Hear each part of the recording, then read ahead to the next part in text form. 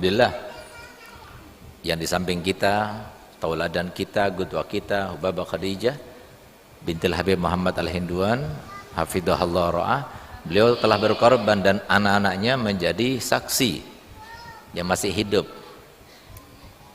Beliau pada tahun 80-an itu mendapatkan warisan daripada ayahnya, karena ayahnya itu seorang saudagar kaya. Anaknya Habib Abdullah Al-Hinduan itu banyak, tapi yang paling kaya itu adalah ayahnya Hubabah Mukarramah. Bahkan Mukarramah itu asisten bagi ayahnya, sampai dikatakan Ye-Ipa. Kalau dikatakan Ye-Ipa, Ye itu kan sayyid laki-laki, tapi Ipa itu untuk syarifah. Dari saking seperti laki-lakinya, dari segi telitinya, mencatatnya dan sebagainya, sehingga kalau kita lihat bagaimana tandangannya Ummunah Al-Mukarramah itu luar biasa bagus. Sampai sekarang nggak ada satupun anak-anaknya yang bisa menirukannya. Dari saking rumitnya tulisannya dan saking bagusnya. Tapi kita anak-anaknya nggak ada yang bagus seperti bagusnya tulisannya Mukarramah. Meninggalkan harta waris, diantaranya rumah. Rumah itu dijual, beliau dapat pada waktu itu kalau tidak salah sekitar 4 juta sekian tahun 80. Masih dolar itu 130.000 atau 140.000. Ya, 100 dolarnya. Sekarang sudah berapa? 15 juta. Semuanya itu diberikan kepada Abu Yahya Habib Hasan ketika membangun pondok pesantren ini. Lain lagi, Abu Yahya Habib Hasan itu langganan kalau mau berangkat ke Saudi itu nggak meninggalkan harta sama sekali. Untuk anak-anak makan, siapa yang ngurus? Ya Mukarramah.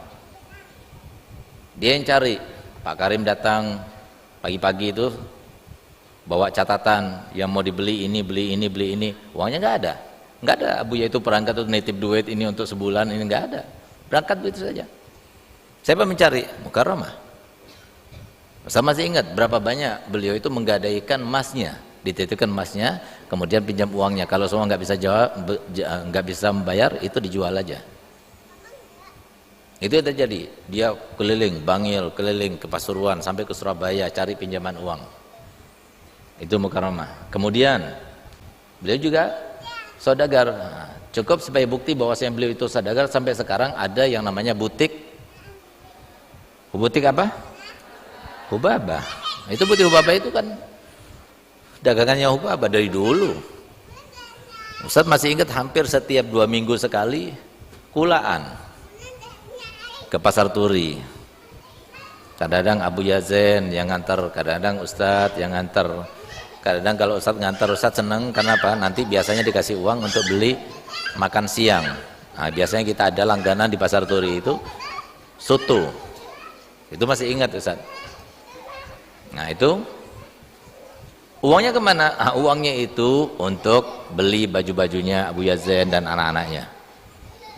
Kalau sudah lebaran seperti sekarang ini, seneng kan setiap anak mau dibelikan baju baru kan? Abu Yazen itu ngasih per orang itu 100-150.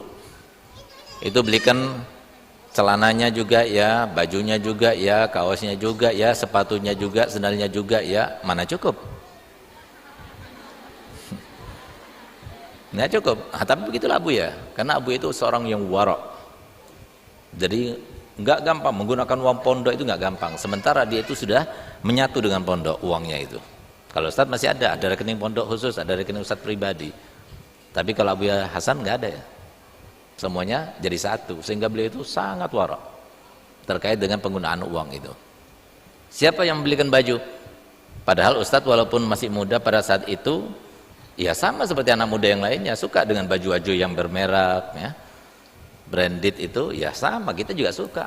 Saya masih ingat dulu baju kita itu kalau sudah lebaran udah langsung cari produk baru daripada brand Watch Out, Hammer, itu kita cari waktu itu. Masih ingat Ustaz Durgai kok masih ingat itu Pak. Tempatnya di mana di TP itu sampai sekarang kita cari-cari, kita masih ingat. Kita masih ingat di Sumeneb itu ada namanya toko yang jual baju-baju yang mahal. Sampai sekarang masih ada itu tokonya, TikTok gitu. Katanya TikTok sekarang pakai TikTok jadinya gitu. Dulu bukan TikTok, teach gitu, teach touch gitu. Di situ. Sampai sekarang masih ada. Itu kita beli di sana. Jadi tempat-tempat yang mahal dan sebagainya. Uang dari mana? Mukarramah. Waktu Abu Yazid mau berangkat ke Mekah, Al-Faqih mau berangkat ke Madinah, Habib Ali berangkat ke Madinah, Habib Husain berangkat ke Madinah dan ke Hadramut, siapa yang biayai? Mukarramah. Kalau Abu Ya Hasan datang menjenguk kita, ngasih duitnya itu cuma $100. $100 untuk setahun, nanti datang lagi kasih lagi. Cukup? Enggak cukup. Tapi siapa yang ngasih? Mukarramah. Kasih, beliau yang ngasih $600 sampai $1.000. Nah, itu beliau. Nah, jadi dari mana? Karena beliau berdagang, dan sampai sekarang Abu Yazid mengakui bahwasanya pondok itu masih punya hutang yang banyak kepada Mukarramah, entah berapa, karena nggak ketahuan, miliaran rupiah. Tapi masih juga seperti itu, Mukarramah selalu mengatakan, nanti kalau seumpama saya meninggal dunia, semoga beliau panjang umur sehat walafiat, harta saya bagi 3. Sepertiga untuk pondok pesantren, 2/3 dibagi rata di antara anak-anaknya mama. Itu yang beliau katakan, masih mikirkan pondok, padahal pondok masih punya utang sama beliau sampai sekarang. Nah, ini salah satu contoh pengorbanan. Nah, beliau sudah berkorban. Apa yang kalian korbankan? Untuk Allah, untuk Rasulullah. Nah, beliau banyak uangnya. Jadi artinya kalau kita kasih uang, anak-anak yang kita kasih uang, nggak senang gitu, karena apa? Uangnya banyak. Nah, tapi beliau katakan setiap kali, "Ma, minta apa dari kita?" Apa katanya? "Perhatikan pondok aja. Sama datang ke mama, ngobrol sama mama, itu adalah yang paling mama senangi." Itu selalu dikatakan oleh beliau. Kenapa beliau berkorban seperti itu? Karena namanya sama seperti nama kedua-nya, yaitu Sayyidatuna Khadijah binti Khuwailid gitu. Yang notabene-nya adalah neneknya sendiri. Nah, ini salah satu contoh. 27 tahun Mukarramah menemani Abu Ya Habib Hasan dalam keadaan tidak pernah berantem sama sekali, nggak pernah meminta, nggak pernah marah, nggak pernah membantah. Tanpa pengorbanan, luar biasa pengorbanannya. Ustaz masih ingat betul ketika kami kecil dulu, kami masih mandi sama Abu Yazid di satu tempat, kita main-mainan air gitu. Saya masih ingatnya begitu, masih main-mainan air gitu. Ustaz sempat melihat Mukarramah sambil nyuci-nyuci, kita main-main air berdua. Karena waktu itu yang paling berdekatan cuma Ustaz sama Abu Yazid. Karena adiknya Ustaz meninggal. Adiknya Ustaz Thohir meninggal, adiknya Thohir Habib Ali. Habib Ali adiknya Fatimah meninggal juga. Makanya Habib Ali sendirian, nggak punya kakak, nggak punya adik. Ustaz punya kakak, nggak punya adik. Habib Ali nggak punya kakak, nggak punya adik. Nah, yang paling jauh jaraknya adalah antara Habib Husain dengan Syarifah. Nah, jadi Ustaz masih ingat waktu kita main-main air itu, saya melihat Ummun Al-Mukarramah itu meneteskan air mata. Karena beliau tinggal di rumah besar, di situ kumpul 5 keluarga dan sebagainya. Tentunya banyak hadangan, banyak tidak sesuai harapan dan sebagainya, tapi beliau jalani semuanya sabar. Suatu waktu emasnya hilang, emasnya Mukarramah itu hilang, sampai Abu Ya itu dari saking kalutnya, saking langsung balik lagi, diikuti bisnya dan sebagainya. Tapi Mukarramah dari dulu sampai sekarang tetap, yang penting sudah berusaha cari ini, udah dipikirkan. Karena Pak beli itu melihat sesuatu yang fatal. Kalau memang rezeki pasti kembali, kalau bukan rezeki nggak bakal kembali. Selesai sudah. Itu kepastian, suatu fakta. Nah, ini sedikit daripada Khadijah zaman sekarang ini, yaitu Ummunah Mukarramah. Bagaimana dengan Sayyidah Khadijah Al-Khuwailid? Saya masih ingat, jadi cita-cita di antara angan-angan yang sekarang ini sudah terlaksana semuanya. Keinginan-keinginannya itu, beliau selain mempunyai angan-angan, ya Allah, pengennya kalau habis Jumat itu ngundang orang makan di rumah. Dari saking nggak punyanya dulu. Ustaz masih ingat, Mukarramah itu membelikan Ustaz sepatu, ya, harganya itu Rp75. Sepatu itu terbuat dari plastik, sehingga kalau ada api itu Ustaz harus menghindari. Kenapa? Kalau enggak terbakar. Ustaz masih ingat itu. Jadi nggak pakai iketan, nggak pakai iketan. Dan kalian tahu ya, harus tahu, beruntung anak-anaknya Ustadz, beruntung anak-anaknya Abu Yazen. Ustadz sama Abu Yazen seumur hidupnya nggak pernah punya sepeda mainan, dari yang kecil sampai yang punya yang roda 2 nggak pernah punya, sampai sekarang nggak pernah punya. Biar kalian paham. Jadi makanan favorit Ustadz sampai sekarang itu apa? Tempe dan tahu. Kenapa? Langganan. Ustadz masih ingat, Mukarramah itu kalau mau masak buat kita tempe tahu itu, supaya nggak menyerap banyak minyak, itu dikeringkan dulu, dikeringkan di matahari. Setelah kering baru kemudian digoreng supaya tidak menyerap banyak minyak. Coba itu dulu kita. Berubah Mukarramah karena Abu yang nggak punya? Nggak berubah sama sekali, malah beliau yang bantu.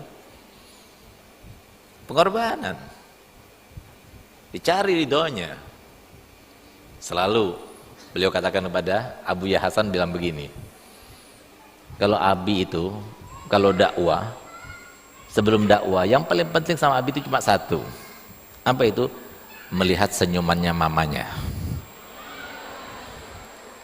Kalau sudah ngelihat mamanya senyum, Abi pergi itu nikmat sudah. Selalu beliau katakan demikian. Nah, nanti hebatnya lagi ya Bu ya, kalau sudah perlu uang, pondok tidak ada uangnya, cari-cari sana nggak dapat, akhirnya larinya kemana? Mukarramah lagi. Caranya gimana? Ngomongin Abu Yazen, ngomongin Ustadz, ngomongin Ustadz Rugaya, ngomong-ngomong sama mamanya minjem uangnya gitu loh.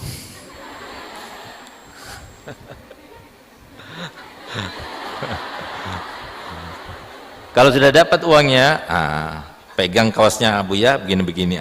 Kalau udah gini-gini berarti dapat uang sudah. Tapi kalau kelihatan sedih kayak gini berarti lagi nggak dapat uang gitu. Tapi kalau sudah megang-megang kaos itu sudah dapat uang itu berarti. Nah, itulah kehidupan antara suka dan duka. Kita sebagai saksinya, dan kita sebagai saksinya itu menjadi sebuah kunci untuk pelajaran bagi kalian semuanya. Kehidupan itu semacam itu. Harus ada pengorbanan, harus ada pengorbanan. Semoga kita yang masih melihat qudwah kita Al-Mukarramah, ikon kita, pionir kita, semoga beliau masih panjang umur, sehat walafiat, karena beliau kekuatan daripada perjuangannya Ustadz dan Abu Yazen serta semua anak-anaknya. Kita berjuang tanpa sedikit pun kita merasa berat, terbebani. Kenapa? Beliau penyemangat kita. Sehingga Ustaz nggak bisa bayangkan kalau nggak ada Mukarramah bagaimana kiranya. Ustaz reda dan Ustaz rela untuk nyawanya Ustaz berikan, jangan Mukarramah. Beliaulah yang menjadikan kita semacam ini. Beliau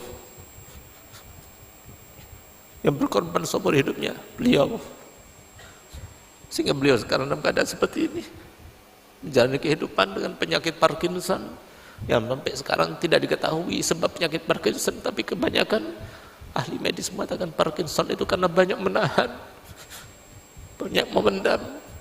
Semua demi anak-anaknya, semua demi Nabi Muhammad, semua demi perjuangan, semua demi dakwah. Semua beliau dipanjangkan umurnya, sehatkan badannya, dimudahkan segala urusannya, dan semoga kita masih bisa menjadikan beliau sebagai qudwah bagi kita, sehingga kalian semuanya menjadi Khadijah berikutnya. Khadijah bersambungan terus di setiap kota ada seperti Baba Khadijah, insyaallah, seperti Mukarramah. Jangan pedulikan ridhonya orang lain, jangan pedulikan semua yang ada menjadi hak kita, tapi yang kita pedulikan adalah ridhonya Allah, supaya Nabi Muhammad SAW senang berjumpa dengan kita tatkala kita meninggal dunia nanti, sendirian, dicabut sendirian, keluarga kita nggak ada yang ikut. Di saat itulah Nabi Muhammad yang menyambut. Semoga itu yang terjadi bagi kita. Ala hadzin niyah wa likulli niyatin shalihah wa la manawazal shalih. Al-Fatihah.